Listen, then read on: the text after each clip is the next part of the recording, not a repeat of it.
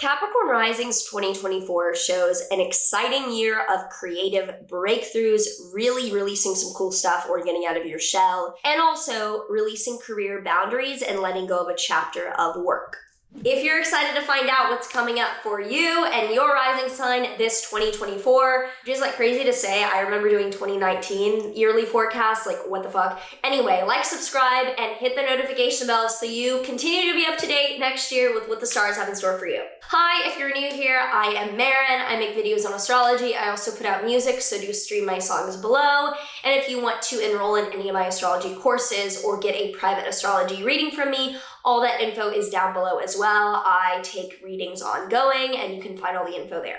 So we started this year, January, February, really ramping up the energy and moving forward quickly, starting on the 1st when Mercury retrograde ends and Mercury stations direct in your Sagittarius 12th house. This shows that starting off the year, you're going to feel more aligned mentally with your mental health to be a little bit more confident with how you feel and how you're ready to take care of yourself. Then on January 4th, Mars will enter your Capricorn first house, showing that you start off the year aggressive, empowered, and ready to fight a bitch or take shit on. On January 20th, Pluto then enters your Aquarius second house. It briefly entered Aquarius earlier in 2023, and then it dipped back into Capricorn. So you're once again getting a brief taste of the 20-year transformation that Pluto in Aquarius will bring more firmly starting later this year to your second house of finance and money. Then on the 23rd, Venus enters your first house, showing that for about the month ahead, you are more attractive to the world, you're getting more of what you want, and it's an easier time for you to get exactly what you want to manifest. Then on the 27th, Uranus is stationing direct in your 5th house of creativity and romance,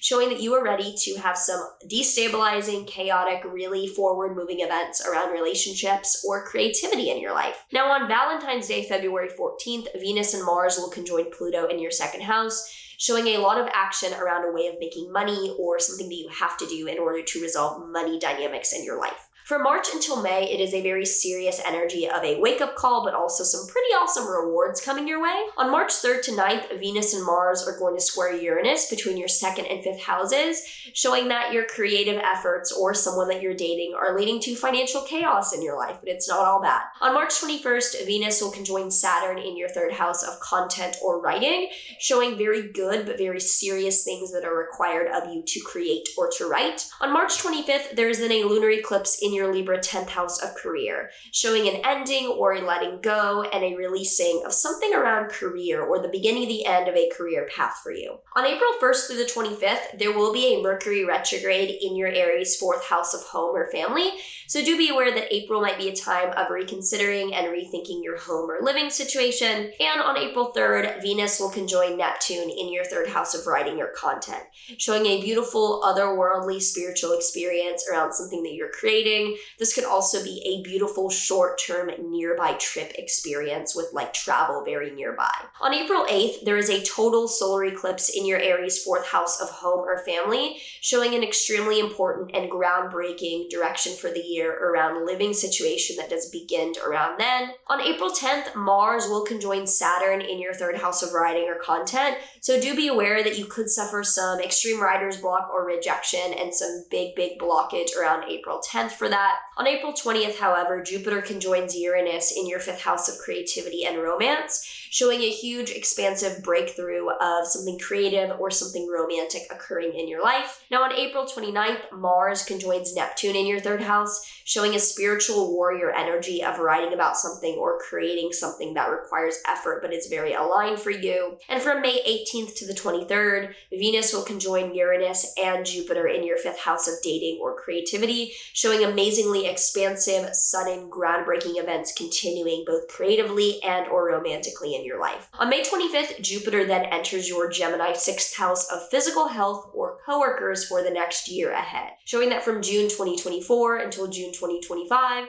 the area of the most positivity and growth for you will likely be how you treat yourself physically with diet and exercise and wellness or healing something, or you will get a lot of people to work for you and expand who you need to manage. On June until August, there is a pretty dramatic summer, but one that is not that serious. And on June 8th, Venus squares Saturn between your 6th and 3rd houses, showing that even as things are going really well for you with your health or people that you're working with, you feel as if your day-to-day content requirements or writing schedule is leading to some barriers with how you take care of yourself and others. From June 29th until November 14th, Saturn will be retrograde in your Pisces 3rd house, showing a slowing down or more inward reflection around what exactly you are creating, writing, or speaking about. On July 12th, Venus will oppose Pluto between your 8th and 2nd houses, showing that you could feel as if you're in a little bit of a financial pickle where things aren't necessarily bad, but you feel manipulated or pressured financially during the middle of July.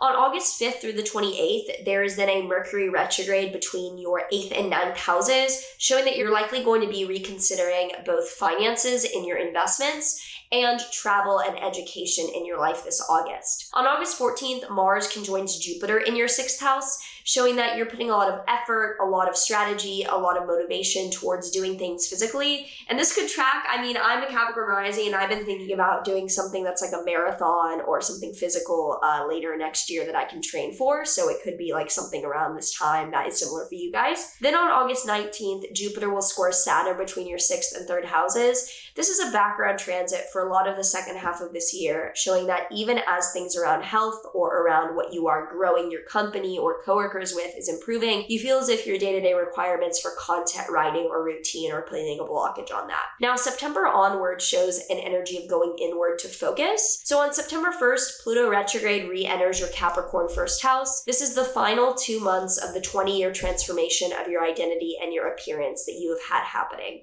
You're tying up loose ends and you're finally like, I'm coming out of the chrysalis. It's me. This is the final result of all of this transformation and, healing that I've been doing. Then on September 17th, there is a lunar eclipse in your Pisces 3rd house, showing an ending or a letting go of something written or content related in your life that has been challenging. Then on October 2nd, there is a solar eclipse in your Libra 10th house of career, showing a huge new beginning around career for you and something really taking off. And on November 3rd, Venus will oppose Jupiter between your 12th and 6th houses, showing a ton of very positive energy around physical and mental health that you are receiving due to feeling better and working out and being really active. Now on November 19th, Pluto firmly enters your Aquarius 2nd house of finances, where it will be over the next 20 years. So after a lot of the transformation around your physical self and your identity, you are now transforming with finances slowly and steadily moving forward. On November 25th until December 15th, Mercury will be retrograde in your 12th house of mental health. You're probably going to feel the need to go more inward and do some internal reflection during that time. And on December 6th until February 23rd, 2025,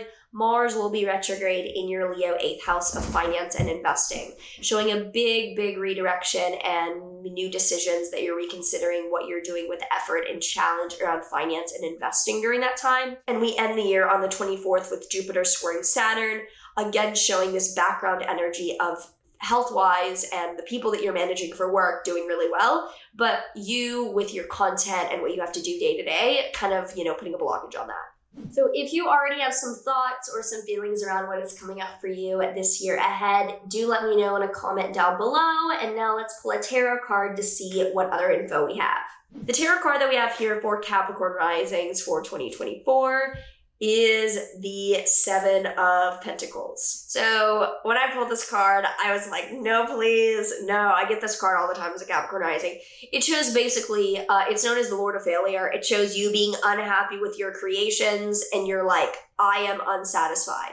It shows kind of like a mental drought of motivation. So I think that we're putting a lot out, and maybe this is just a signal to me. I don't know what you guys think, but putting a lot out and being like, I don't give a fuck. I still feel like a failure. How are you feeling? What are your thoughts? What are you expecting for this year ahead after hearing all this? Let me know down below. I'm very interested to hear how you feel about this year ahead. I know I have some thoughts, some pros, some cons, and can't wait to see how it plays out. So yeah, looking forward to making videos for you guys in the year to come, and I will see you in the next one, which will be next year. All right, see ya. There is one thing